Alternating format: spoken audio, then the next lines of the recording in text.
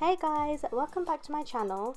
I created this glittery teal smoky eye using the Too Faced The Power of Makeup palette by Nikkie Tutorials.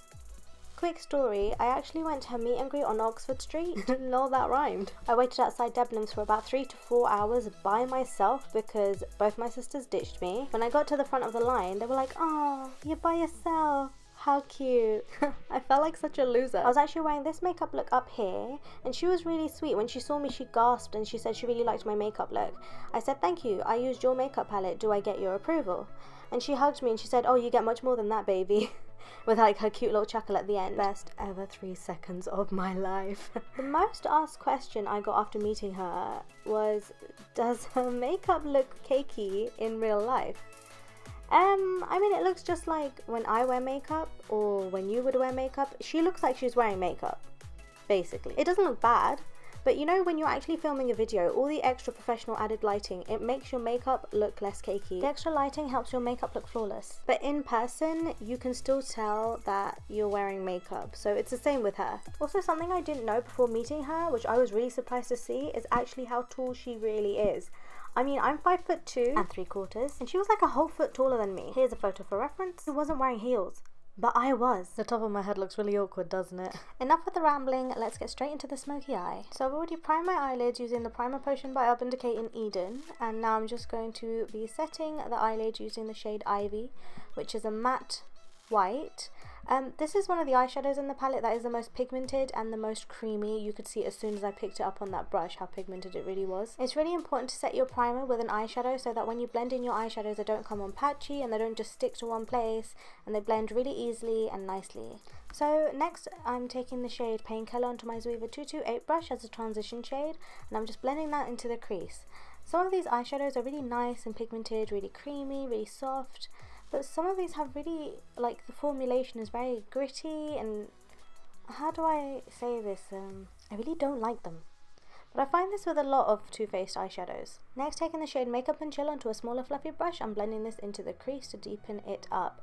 This is a really nice crease colour, but it's not the most blendable. It does go on a bit patchy, and you do have to work harder building it up. Next, I'm taking the shade Wanted on my Morphe M507 brush, and I'm just shading in my outer V. This is an okay eyeshadow. It's not awful, but it's just not great. Also, something I've noticed is if you set your eyelid with a white eyeshadow, when you apply black, the black comes out very grey. So I recommend setting it with something more peach coloured or slightly warmer than just plain out white. I also took that black eyeshadow and started building it into my crease and blending that out as I go, and constantly building the colour back up because it was just showing up grey where I wanted it to look more black, but I guess it kind of helped with the smoky effect.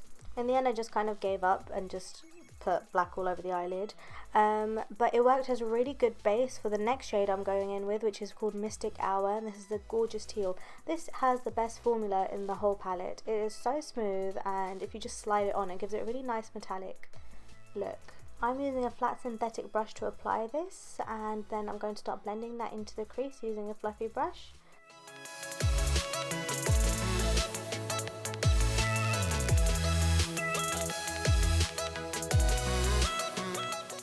So I've already done my eyeliner off camera, and I'm taking the shade Makeup and Chill onto a small fluffy pencil brush and blending that onto my lower lash line. Then to deepen that up, I'm going in with the shade Wanted, and I'm also blending that onto the lower lash line.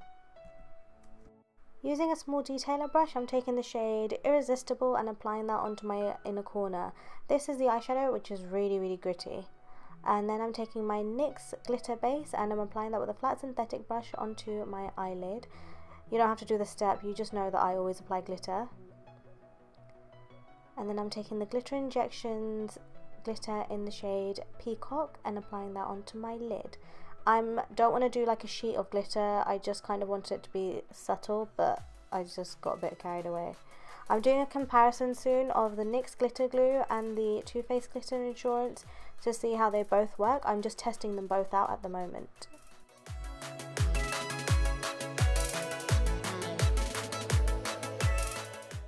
I'm just curling my eyelashes with the mini Shumera eyelash curler because I have really long lashes, they just all like to face downwards. And then I'm applying my eyelashes, and these are Farah by Huda Beauty.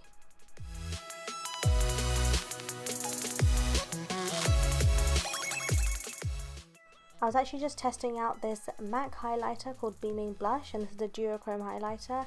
It has easily become my favourite. I absolutely love it.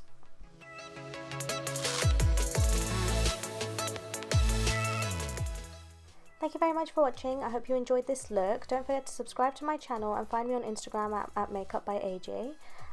If you do have any requests, leave them down below, and I'll see you guys next time. Bye!